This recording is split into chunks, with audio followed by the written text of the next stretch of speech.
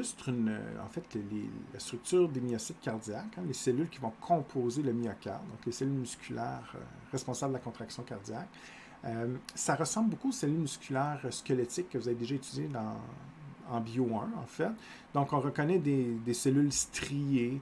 Leur mode de contraction est très similaire. On est basé sur l'actine, la myosine, les tubules pour propager le courant électrique, hein, le potentiel d'action musculaire et tout. Donc, en fait, tout ce que vous avez étudié en bio 1 est toujours exact. La seule, en fait, il y a quelques différences cardiaques. Les cellules musculaires cardiaques ne sont pas tout à fait pareilles que les cellules musculaires qu'on retrouve dans vos biceps, par exemple. Donc, je vais focuser surtout sur les différences uniques des cellules cardiaques. Je ne reviens pas avec la structure normale d'une cellule musculaire squelettique, ce qui, en fait, devrait être acquis là, depuis la dernière session. Donc, je focus vraiment sur les nouvelles caractéristiques. Première des choses, sur une image d'histologie comme ça, de microscopie, vous remarquez les bandes épaisses comme ça. Ça existe juste dans la cellule cardiaque. C'est des disques intercalaires. Okay? Donc, je vais vous expliquer bientôt la fonction de tout ça. Et ces disques intercalaires, et on verra aussi qu'il y a des desmosomes et des jonctions ouvertes, qui sont des structures uniques, qui vont permettre un fonctionnement un petit peu différent de la cellule musculaire. Mais en gros, même si, au point de vue anatomique, elle fait des branches comme ça un petit peu différentes, en gros, le fonctionnement est très similaire. On a besoin d'ATP, on a besoin de déplacer les complexes inhibiteurs troponine, tropomyosine que vous avez déjà étudiés. On a besoin d'accrocher l'actine à la myosine, de contracter les sarcomères et tout ça pour permettre une contraction cardiaque. Maintenant, si je regarde ici justement les fameux disques intercalaires, en fait je vais vous les montrer sur le dessin, mais après je vais vous expliquer quelle est la fonction de ces éléments-là. Donc un disque intercalaire, ce que j'ai encerclé ici, qui est en fait la bande plus épaisse de colorant, si on fait un agrandissement de ça, et là c'est une vision très schématique ici aussi, ça ne reflète pas tellement la réalité, mais un disque intercalaire, donc la bande ici est plus épaisse, qui est colorée plus épaisse, se divise en deux parties, un desmosome et une jonction ouverte. Les desmosomes, c'est les espèces de petits fils ici qu'on voit, c'est en fait des filaments protéiques qui vont venir accrocher comme ça les deux cellules cardiaques, deux myocytes cardiaques. Donc, c'est vraiment pour solidifier les interactions cellulaires. Vous ne l'imaginez peut-être pas comme ça, mais une contraction cardiaque à l'échelle cellulaire, c'est un choc incroyablement puissant. Si on n'avait pas ces disques intercalaires et ces desmosomes qui viennent renforcer le lien intercellulaire, les myocytes pourraient se décrocher facilement, puis techniquement, le myocarde pourrait théoriquement, il se désagrégerait, se défraie, les cellules se détacheraient, simplement sous la force de contraction. Donc, évidemment, ça nous prend des éléments cellulaires microscopiques qui viennent améliorer la cohésion cellulaire, qui viennent renforcer, si vous préférez, l'interaction entre les deux myocytes, exemple. En gros, l'image qu'on pourrait en voir, mais c'est pas vrai, là, évidemment, c'est comme de la corde. C'est comme si on avait de la corde pour attacher de façon solide les deux cellules, un peu comme un canot. Vous faites du canot, vous l'attachez au quai. Si vous ne l'attachez pas, il part à la dérive. Le canot, c'est le myocyte numéro 1, le quai, c'est le myocyte numéro 2, puis j'ai de la corde pour raccrocher le canot au myocyte. J'ai de la corde pour attacher les deux myocytes, mais on ne parle pas de corde, ici on parle de desmosome, mais qui est quand même de la protéine filamenteuse qui vient solidifier le tout. Donc ça, c'est une composante du disque intercalaire. Et la seconde composante, c'est les jonctions ouvertes. Une jonction ouverte, c'est une espèce de tunnel protéique. Donc, exemple, ça c'est un myocyte numéro 1, première cellule cardiaque. Et ici, je vais dessiner le myocyte numéro 2. Les deux cellules sont rattachées par un disque intercalaire. Donc, exemple, une composante du disque intercalaire, c'est les desmosomes. Et les desmosomes vont permettre de solidifier les deux cellules, l'interaction entre les deux cellules. Donc, ça, c'est réglé. Maintenant, imaginez-vous qu'il y a un tunnel protéique comme ça, que j'appelle une jonction ouverte, qui va permettre de raccrocher les deux cellules également. Et ça va vous surprendre parce que tout la propagation de courant électrique, exemple, ce que vous avez étudié dans les influx nerveux à la dernière session, ou la propagation du potentiel musculaire, donc le potentiel musculaire au niveau des cellules musculaires squelettiques, exemple dans votre biceps, ou triceps brachial, peu importe. ça ne fonctionnait pas comme ça. Hein. On fonctionnait plus avec des... Si je dessine ici, mettons un neurone, ceux qui ont une bonne mémoire. Exemple, ici, je fais un neurone ici, les boutons terminaux, mais qu'est-ce qu'on avait au niveau de l'axone ou la membrane cellulaire, des dendrites, tout ça? J'avais des canaux comme ça, ligands dépendants au sodium, au chlore, peu importe, au potassium, j'en ai un peu partout comme ça. Mais jamais ces canaux-là vont attacher deux neurones ensemble. Donc, je vous disais que les ions, exemple sodium qui produit un influx nerveux, ne vont pas quitter cette cellule-là pour aller stimuler la deuxième cellule. C'est pas vrai. C'est des substances chimiques qui s'appellent des neurotransmetteurs qui vont permettre le contrôle, l'ouverture, la fermeture de d'autres canaux. Mais la cellule cardiaque, c'est complètement différent. Dans ce cas-ci, je n'ai pas de neurotransmetteurs, je n'ai pas besoin. Ce que j'ai ici, dans ce cas précis, je ne dis pas que les neurotransmetteurs n'ont pas d'effet, on verra ça un autre jour, mais pour l'instant, si j'ai des ions sodium, exemple, ici, ces ions-là ont la capacité de se déplacer de la cellule 1 vers la cellule 2, puis de la cellule 2 vers la cellule 3. C'est littéralement un tunnel. Les jonctions ouvertes, c'est un tunnel qui permet le passage des ions d'une cellule à l'autre. Donc, on n'a pas besoin d'aller chercher toujours de nouveaux ions. Ces ions-là peuvent stimuler plusieurs cellules cardiaques parce qu'elles sont unies. C'est littéralement le tunnel Hippolyte-Lafontaine à Montréal. Vous voulez aller à Boucherville, la rive sud, c'est la deuxième cellule. Votre voiture, c'est un ion. Je ne passe pas à travers du fleuve, évidemment, mais j'ai un tunnel qui va me rattacher les deux rives. Donc, la voiture peut passer facilement d'une rive à l'autre. Les ions, c'est votre voiture. Les ions passent d'une cellule à l'autre, d'une rive à l'autre, si vous préférez, par ces jonctions ouvertes. Donc, c'est vraiment ça le concept. En d'autres mots, le disque intercalaire est formé de deux composantes distinctes, desmosomes pour solidifier l'interaction cellulaire entre deux myocytes, mais également une jonction ouverte qui permet le passage comme ça des ions. Donc, tout ce que je viens de dire est illustré ici. Les deux fonctions, je viens d'en parler, sont écrites noir sur blanc. Les jonctions intercellulaires, c'est un terme général pour dire les éléments qui rattachent deux cellules ensemble, mais en fait, ce qui est plus important, c'est que les jonctions intercellulaires au niveau cardiaque portent le nom de disque intercalaire. Donc, dans d'autres cellules, ça peut être des noms différents, mais ici, on parle vraiment de jonctions intercalaires, composées des desmosomes, jonctions ouvertes avec leurs fonctions respectives. Donc, je vous ai tout expliqué ça sur le schéma précédent, mais comme aide-mémoire, vous l'avez en mots aussi, en texte. Donc, si vous voulez relire, bien sûr, ça va vous aider.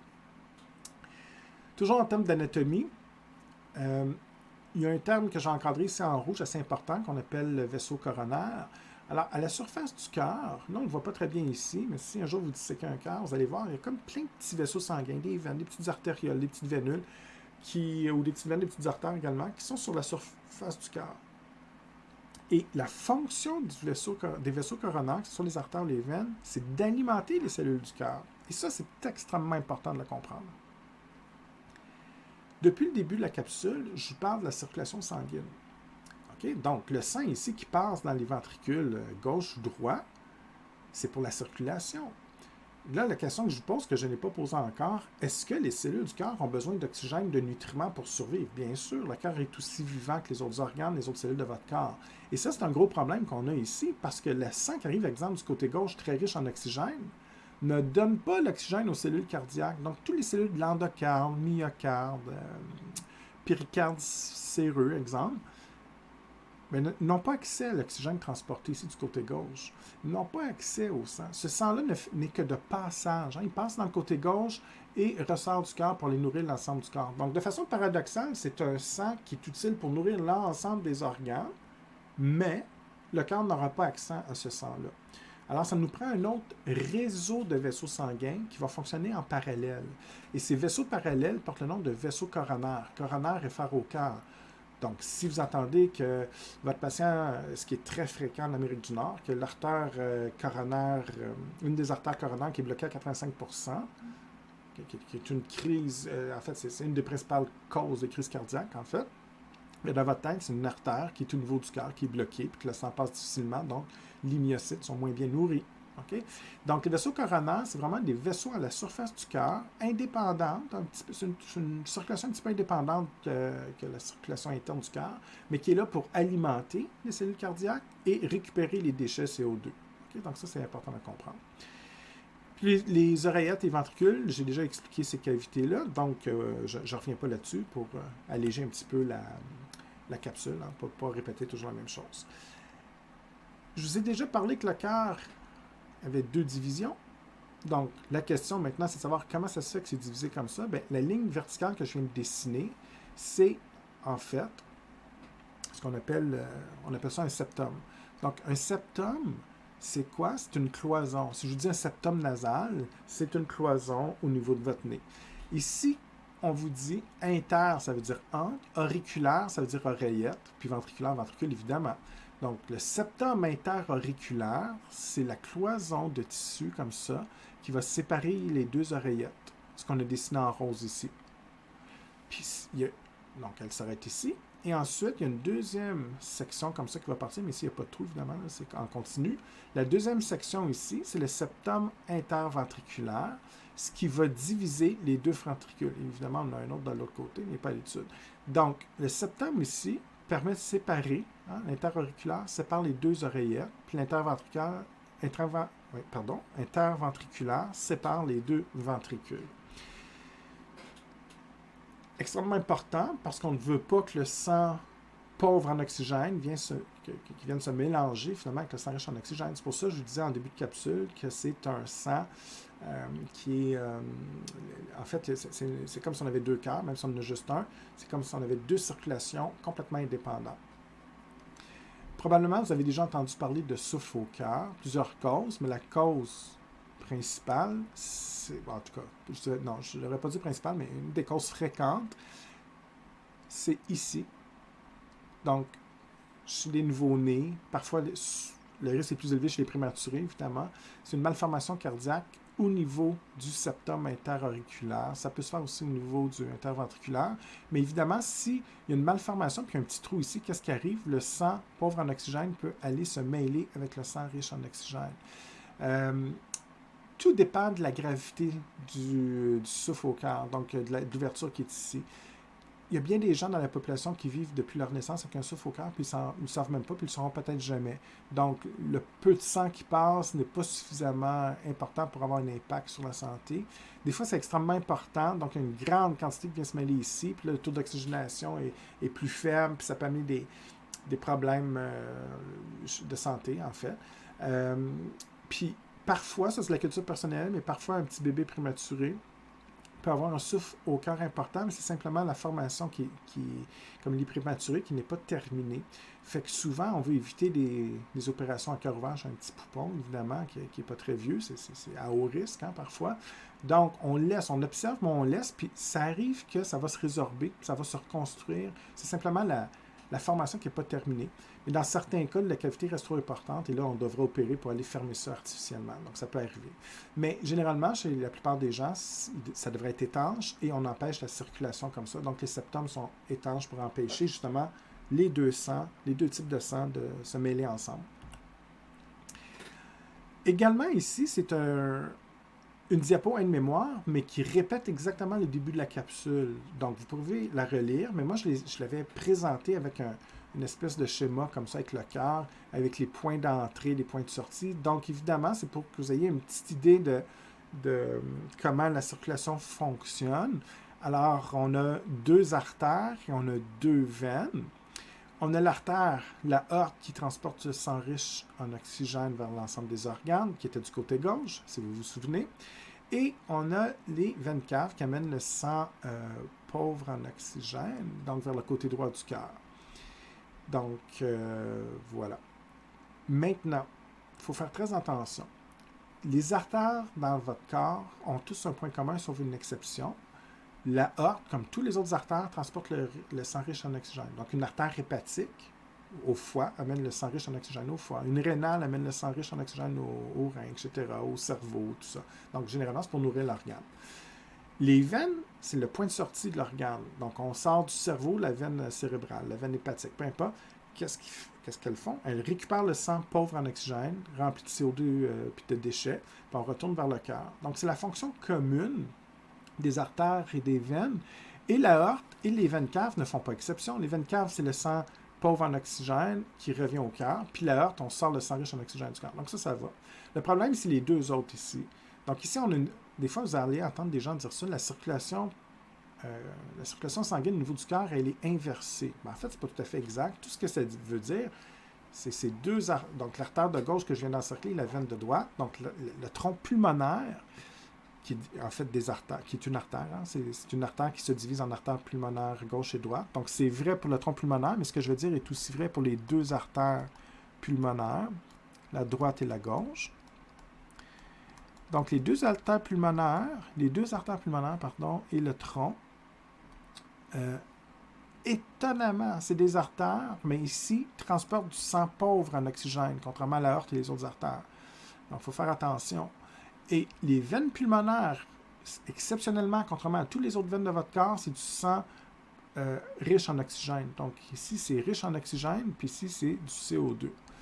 Et pourquoi on a une circulation contraire un petit peu? Ben, c'est à cause de la fonction.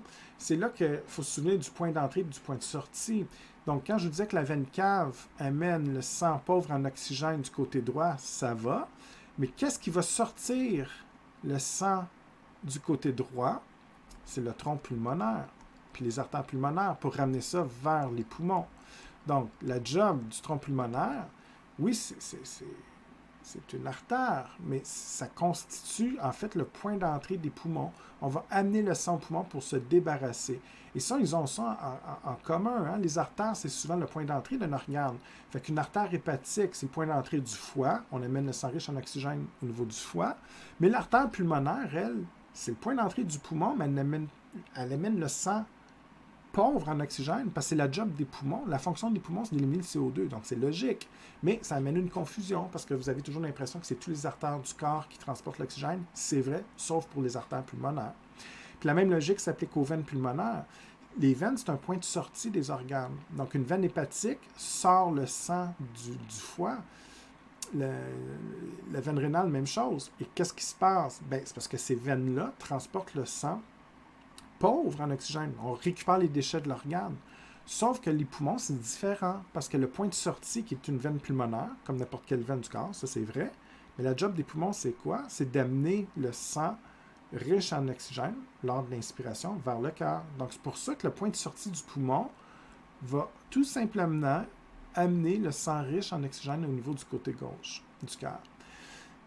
Donc, encore une fois, j'insiste sur le fait de connaître ces 4 vaisseaux-là et de savoir sur quelle cavité du cœur qu'on se connecte. Okay? Donc, qui est le point d'entrée, qui est le point de sortie au niveau du cœur. Donc, veine cave, point d'entrée de l'oreillette droite. Le tronc pulmonaire, sortie du ventricule droit. Les veines pulmonaires se branchent du côté gauche, oreillette gauche. Et la aorte se branche sur le ventricule droit pour sortir le sang. Mais faites attention au type de sang qui est transporté par les 4 vaisseaux, pas vous mêler. En termes d'anatomie, donc il faut être à l'aise avec les schémas d'anatomie de votre manuel. Donc, je vous en présente 2 parmi toutes les images de votre livre. Vous allez voir des coupes transversales, toutes sortes de coupes que vous pouvez vous familiariser. Hein. Vous pouvez tous les regarder, mais les 2 plus importantes, je les montre dans la capsule. Donc, les 4 vaisseaux. Hein, on reconnaît, il faut être capable d'identifier sur un schéma la veine cave supérieure qui est en haut ici, la veine cave inférieure pour la partie en bas du cœur. Donc, les 2 veines caves vont se fusionner au niveau de l'oreillette droite pour amener le sang ici. Désoxygéné dans l'oreillette droite. Donc, les 2 veines caves. Ensuite, on reconnaît le tronc pulmonaire. Ça forme comme un T. Okay? Donc, la base du T ici porte le nom de tronc pulmonaire. Et les 2 pattes ici, ça va être les artères. Donc, la patte ici, si vous voulez, la branche, qui est l'équivalent de mon T ici. Okay? Ça ici, c'est l'artère pulmonaire gauche. Alors, encore une fois, n'oubliez pas que c'est inversé, c'est le cœur d'une personne qui vous regarde en face de vous. Donc, le côté gauche est évidemment ici et le côté droit.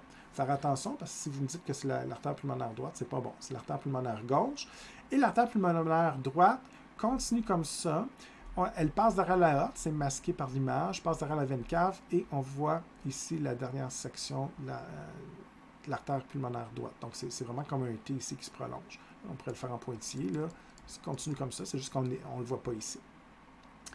La grande crosse ici, hein, qui fait comme un crochet, c'est très distinctif des autres vaisseaux, c'est l'aorte. Donc, l'aorte, la partie crochet, si vous voulez, on parle de crosse aortique ou de crosse de l'aorte.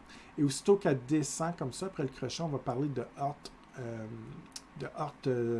Ici, c'est l'ascendante, il y a une horte descendante. Elle n'est peut-être pas écrite ici, mais je l'explique. En fait, elle est plus bas. Donc, la heurte descendante passe en arrière comme ça. Puis, bon, donc, l'on identifie ici, c'est correct. Donc, la partie ici qui descend. Donc, aussitôt qu'on descend, je m'excuse. Donc, aussitôt que ça descend, on parle de heurte descendante, évidemment. Puis là, c'est pas à savoir, mais elle va devenir la heurte abdominale au niveau du ventre. Puis, évidemment, à partir de cette heurte-là, on va se ramifier en différentes branches pour faire l'ensemble des artères de votre corps. Dernier vaisseau, 4 veines pulmonaires. Il y en a 2 à gauche, donc les 2 veines ici, les 2 à droite, les 2 veines pulmonaires ici, qui vont converger vers l'oreillette droite. Okay, donc là, vous êtes bon pour identifier les différents vaisseaux. Maintenant, vous devez être capable également d'identifier les ventricules et les oreillettes. Et des fois, ça vous surprend sur cette image-là, parce que les oreillettes ne sont pas toujours comme on les imagine. Donc, l'oreillette droite, en fait, c'est la partie ici, et est un peu comme amovible. C'est comme un sac qui bouge un petit peu. Si on faisait une dissection, vous verriez que c'est pas fixe. Donc, c'est une partie qui pendouille un petit peu, ce qui vous surprend tout le temps au cours de la dissection, alors qu'ici, c'est l'oreillette, évidemment, gauche. Le ventricule, c'est la partie, donc ventricule droit, ce serait à peu près la région ici, et le ventricule gauche est de l'autre côté. La pointe du cœur qui fait un peu comme un triangle, donc en fait, je vais recolorer ça différemment. Ce que je vais essayer de dessiner, donc le contour que je fais, c'est une pointe un peu triangulaire, pointue, qui est la base du cœur. On parle de l'apex. Donc si on vous dit regardez l'apex du cœur, c'est simplement la région qui est ici. Je vous parlais tantôt de vaisseaux coronaires. Vous n'avez pas identifié tous les noms, mais ça serait l'ensemble des vaisseaux ici. Qu'on parle du rameau marginal droit, tout ça, c'est trop poussé pour notre cours. Mais au moins, les petites artères, les petites veines comme ça à la surface du cœur, c'est l'ensemble des vaisseaux coronaires, donc que je vous disais, qui sont responsables d'alimenter les cellules cardiaques et de récupérer les déchets, évidemment. Donc, en gros, c'est pas mal ce que je vous demande de retenir sur cette image-là. Et si je regarde, donc je fais une coupe ici et j'enlève la surface du cœur, bien, il y a les structures internes. Donc, tous les vaisseaux que je viens de nommer, vous devez être encore capable de les identifier sur cette figure-là. Donc, l'aorte, la crosse aortique, le tronc et tout ça. Donc, tout ce que j'ai dit, l'apex et tout, mais en même temps, on ajoute des détails. Donc, ici, évidemment, j'ai l'oreillette droite, l'oreillette gauche, l'intérieur du ventricule ici, droit, et l'intérieur du ventricule gauche. On ajoute les 4 valves. Donc, j'ai la première valve ici qui sépare le tronc pulmonaire du ventricule droit. Okay? Donc, c'est position fermée, le sang reste coincé ici dans le ventricule droit. Mais quand elle est en position ouverte, on circule ici vers le tronc pulmonaire. Donc, cette valve-là porte le nom de valve sigmoïde. Les sigmoïdes, c'est toujours entre l'artère et le ventricule. Mais pour la distinguer du côté gauche, on va dire valve sigmoïde pulmonaire. Donc, ça vous rappelle qu'elle fait la division entre le tronc pulmonaire et le ventricule. J'ai l'équivalent ici, plus difficile à voir sur le schéma que j'encercle, qui est la valve sigmoïde, mais vu qu'elle est du côté gauche, on parle de aortique. Donc, valve sigmoïde aortique, qui est tout simplement la valve qui sépare le ventricule gauche de l'aorte. Donc, le sang ici va circuler comme ça quand elle est en position ouverte vers l'aorte. Les 2 autres valves, auriculo-ventriculaire droite, donc on l'appelle parfois tricuspide. Je préfère auriculo-ventriculaire, c'est plus facile à retenir. Donc, auriculo-oreillette ventriculaire droite, c'est simple. Ça veut dire que ça sépare du côté droit l'oreillette droite du ventricule droit. Et vous avez l'équivalent ici avec l'oreillette ventriculaire gauche, qu'on appelle parfois bicuspide ou mitrale. Vous pouvez prendre l'appellation que vous désirez. Hein. Des fois, j'ai des étudiants qui ont fait des cours de bio avec d'autres profs. C'est une ancienne appellation, ça date. Là. Avant, on les appelait comme ça, mais maintenant, avec la nouvelle appellation, on parle plus d'auriculo-ventriculaire gauche. Moi, d'un point de vue pédagogique, je préfère auriculo-ventriculaire parce que c'est beaucoup plus facile à retenir. Bicuspide, des fois, vous ne savez pas si c'est à droite ou à gauche, mais auriculo-ventriculaire gauche, ça le dit. C'est entre l'oreillette et ventricule du côté gauche. Donc, c'est très simple. À l'intérieur de l'oreillette droite, il y a ici une espèce de petite cavité. C'est difficile à voir au cours de la dissection. Des fois, on la cherche. C'est une espèce de petite dépression qu'on appelle... en fait, on appelle la fosse ovale. Ça ne sert à rien. C'est un vestige, en fait, d'une structure embryonnaire, mais à la naissance, ça va se refermer. Puis ça laisse comme une espèce de petite cicatrice. Donc, au lieu d'être lisse comme ça fait comme une petite dépression. Donc, si on fait la dissection, vous allez le voir, mais ce n'est pas la structure la plus importante pour moi. Par contre, ça, c'est plus important, le sinus coronaire. On va en reparler tantôt également. Le sinus coronaire, c'est comme une petite ouverture ici. Et ce petit trou-là, en fait, c'est l'embouchure du sinus coronaire, qui est une veine assez large. C'est une veine coronaire qui, en fait, tous les veines coronaires sur la surface du cœur qui récupèrent les déchets, le CO2 et tout, va se déverser dans le sinus coronaire qui lui-même se déverse dans l'oreillette droite. Donc, ça, vous le saviez probablement pas, mais le sang qui est pauvre en oxygène arrive par la veine cave, ça, vous le savez bien sûr, mais il y a deux sources d'alimentation pour l'oreillette droite. Il y a les veines caves qui amènent le sang, comme ça ici, mais il y a aussi du sang en provenance du cœur. Les cellules cardiaques vont déverser leurs déchets, leur CO2 dans les veines du cœur qui se déversent elles-mêmes dans le sinus coronaire. Et le sinus coronaire va lui aussi contribuer à remplir l'oreillette. Donc l'oreillette droite, en fait, va recevoir du sang veineux de deux endroits, de la veine cave et du sinus coronaire qui récupère le CO2 de l'ensemble des cellules cardiaques. Maintenant, si on s'attarde un peu plus au fonctionnement des 4 valves cardiaques, elles ont tous un point commun. Elles sont un peu différentes en termes d'anatomie, surtout les sigmoïdes avec les auriculoventriculaires, mais elles ont tous un point commun, leur fonction, c'est vraiment orienter le flux sanguin. Donc évidemment, on veut toujours que le sang passe des oreillettes vers les ventricules et éventuellement vers les artères. On ne veut pas que le sang remonte du ventricule vers l'oreillette, évidemment. Ça serait une condition mortelle, en fait. Donc, comment on fait pour orienter le flux sanguin au bon endroit et au bon moment aussi? Hein? Donc, il faut être bien synchronisé pour qu'on puisse chasser le sang de l'oreillette vers le ventricule au bon moment et ensuite vider les ventricules vers les deux artères respectives au bon moment. Donc, ça fonctionne vraiment comme une porte. Position fermée, le sang ne bouge pas, elle s'ouvre, le sang va circuler. On verra le jeu de pression éventuellement plus dans la prochaine capsule, en fait, qui va expliquer ce déplacement sanguin. Mais pour l'instant, on veut juste savoir quand elles vont ouvrir, quand elles vont fermer, puis à quel endroit elles se situent. Donc, j'ai déjà parlé de ça, c'est un rappel, hein, en fait, la localisation des valves auriculoventriculaires et des sigmoïdes aortiques et pulmonaires. Donc ça, c'est du acquis. Si vous n'en souvenez pas, vous pourrez relire ça. Mais c'est surtout cette image-là qui va me permettre de vous expliquer comment ça fonctionne. Première des choses, donc en vert ici, vous avez deux schémas. Okay? Donc en vert ici, vous avez les deux auriculoventriculaires, la droite et la gauche. Et on les revoit ici avec une vue de dessus pour voir comment elles sont positionnées en fait.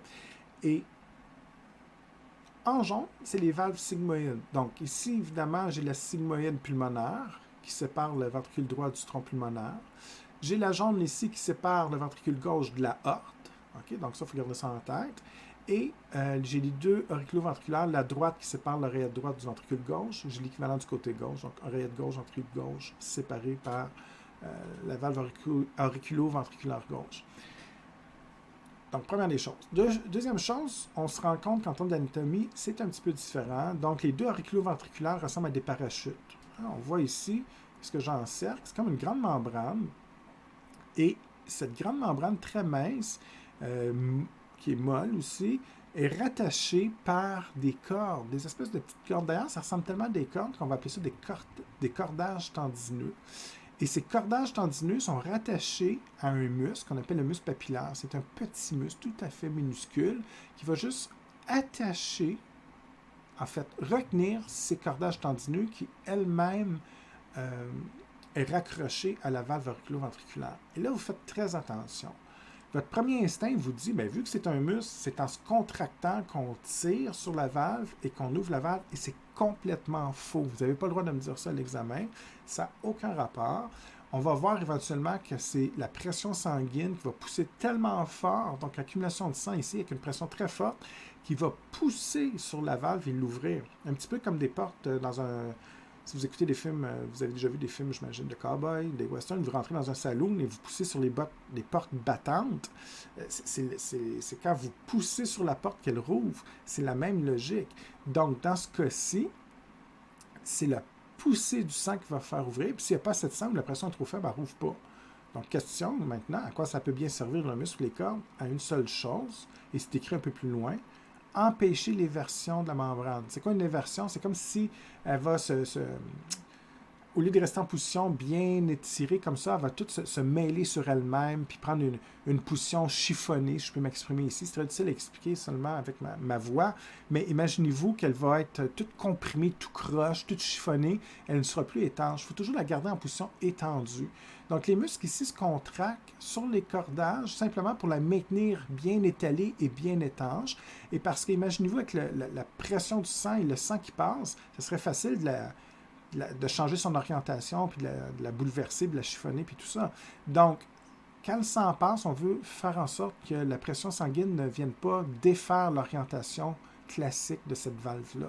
Ça sert juste à maintenir la position comme ça, étendue de la valve. Donc, c'est un rôle de support, mais en aucun cas, ça va permettre l'ouverture ou la fermeture. Maintenant, si vous regardez, les deux valves sigmoïdes ne sont pas du tout pareilles. Ici, c'est juste comme deux portes, deux valves, mais on n'a pas besoin de cordage ici.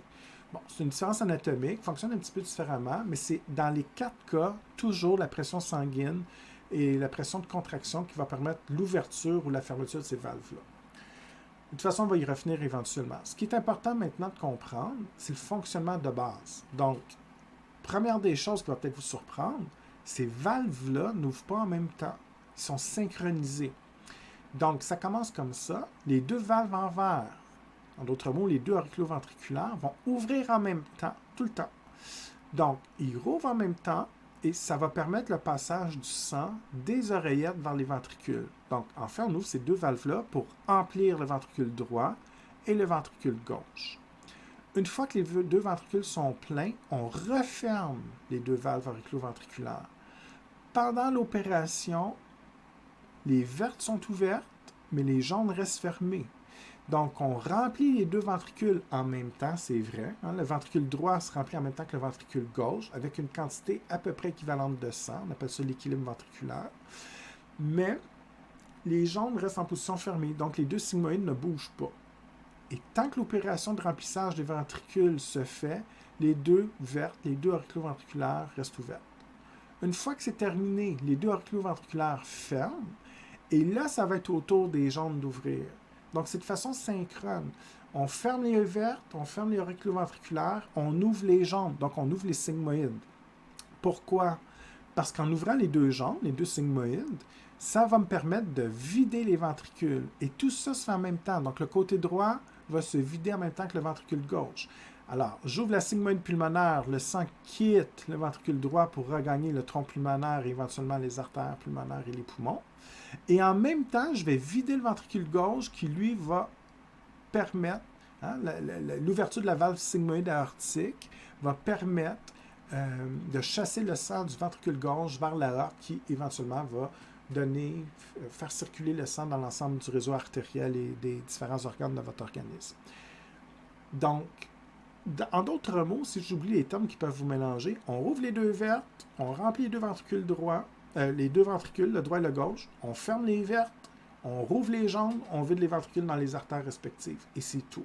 Donc, on rouvre toujours les auriculoventriculaires en même temps, pendant que les autres sont fermés, et on rouvre éventuellement les deux sigmoïdes pendant, évidemment, je ne l'ai pas dit, mais je pense que vous l'avez déduit, pendant que les jaunes sont ouvertes, les vertes restent fermées. Donc, on travaille toujours par équipe de deux. On rouvre les auriculoventriculaires, les autres sont fermés. Je rouvre les sigmoïdes, les autres sont fermés. Okay? C'est alternatif comme ça. Et en soins infirmiers, ils vont vous apprendre avec un stéthoscope à reconnaître les bruits cardiaques. Et en fait, les différents bruits qu'ils vont vous enseigner, c'est justement à reconnaître l'ouverture ou la fermeture de ces valves-là. Et des fois, on peut détecter certains problèmes, justement, si les bruits sont atypiques. Bon, on se rend compte qu'une valve qui se ferme moins bien, exemple, et tout ça, et ça peut être symptomatique de certains problèmes que vous allez étudier, en fait, dans vos cours de soins. Tout ce que je viens de dire est écrit ici en détail en bas. Donc, le fonctionnement, je ne vais pas répéter, là, mais c'est exactement ce que j'ai expliqué. Donc, on vous explique le rôle du muscle papillaire, le cordage tendineux pour les deux valves auriculoventriculaires. C'est pour maintenir les valves en place et aucunement pour les ouvrir ou les fermer. C'est juste pour les empêcher de s'inverser sous la pression sanguine. Puis on vous explique comment ils rouvrent, donc l'arrivée de sang qui pousse avec la flèche, qui rouvre et tout. La seule chose que je ne vous ai pas dite, et qui est important de comprendre, et que peut-être qu'il y a des gens parmi vous qui se posent la question, « Ouais, mais comment on fait pour les fermer? » Alors là, je vais revenir un petit peu avec mon exemple peut-être un peu ridicule, mais qui peut aider certaines personnes, j'imagine. l'image des portes western, là, dans un western, un saloon. Donc, imaginez-vous que vous rentrez dans un bar, et là, vous êtes un cowboy, vous rentrez, vous poussez ces portes. Les portes, c'est la valve, qu'elle soit sigmoïde ou auriculo-ventriculaire, c'est le même concept. Vous ouvrez la porte, mais là, il y a plein de gens. Il y a tellement de gens qu'on vous pousse à reculer. Vous retournez sur vos pas. Et en retournant sur vos pas, vous allez refermer la porte derrière vous et vous allez vous coincer. Donc, ce que je suis en train de vous expliquer, encore une fois, c'était très difficile juste avec mes commentaires sonores, hein, en images et en classe, c'est plus simple, mais essayez d'imaginer un petit peu ce que j'essaie de vous expliquer. Je vous ai dit tantôt que le passage du sang, la force de contraction du cœur, puis l'accumulation du sang ici va faire une pression tellement forte qu'on va pousser sa porte, sa valve. Et ça va l'ouvrir. Et là, le sang vient s'accumuler ici. Donc, je vais le colorer ici. Il y a un petit peu de sang qui se ramasse dans le ventricule ici. Puis là, il y a de plus en plus de sang qui va s'accumuler. Et à un moment donné, il va y avoir tellement de sang ici que la pression va devenir tellement plus forte que le sang va vouloir retourner de ce côté-là vers l'oreillette. Mais évidemment, on ne veut pas ça. Mais la vie est bien faite. Parce qu'en vouloir retourner vers l'oreillette qui est vidée, parce qu'ici, là, il n'y a plus de place. Donc, c'est quoi l'instinct naturel? S'il n'y a plus de place, on retourne vers l'arrière. La pression sanguine est tellement forte ici qu'il va orienter le déplacement du sang vers l'oreillette. Mais en voulant regagner l'oreillette, on va refermer la porte et en fait, ça va fermer la valve ici et le sang va rester emprisonné dans le ventricule. Paradoxalement, c'est vraiment comme en remplissant le ventricule et en accumulant le sang dans le ventricule qu'à un moment donné, quand il va être plein, ça va contribuer à la fermeture de la valve. C'est vraiment ça qui va se passer. Et ce que je viens de dire là, c'est exact pour les deux types de ventricules, pour les deux types de valvules ou de valves cardiaques. Donc, ça fonctionne pour l'auriculo-ventriculaire droite et gauche, puis c'est la même logique pour la sigmoïde pulmonaire ou aortique. Même si à droite, on voit qu'il n'y a pas, en fait, sur l'autre schéma, si on voit qu'il n'y a pas de cordage, c'est la même logique. Le flux sanguin pousse. Ici, mettons, on est dans du ventricule, je ne sais pas, c'est je pense la pulmonaire. Oui, la pulmonaire. Donc, on est du côté pulmonaire, ventricule droit. On pousse ici, parce que le ventricule est plein. Donc, on pousse sur la valve, elle rouvre, on regagne l'artère. Mais quand l'artère va être pleine, c'est la même logique. On va vouloir rebrousser le chemin vers le ventricule, mais c'est ça qui va orienter. C'est le reflux sanguin qui va refermer la valve ici, la valvule, donc la sigmoïde pulmonaire ici, puis c'est la même chose pour l'aortique. Donc, peu importe l'aspect anatomique de la valve, c'est exactement la même façon qu'on va fonctionner pour permettre l'orientation et le déplacement du sang.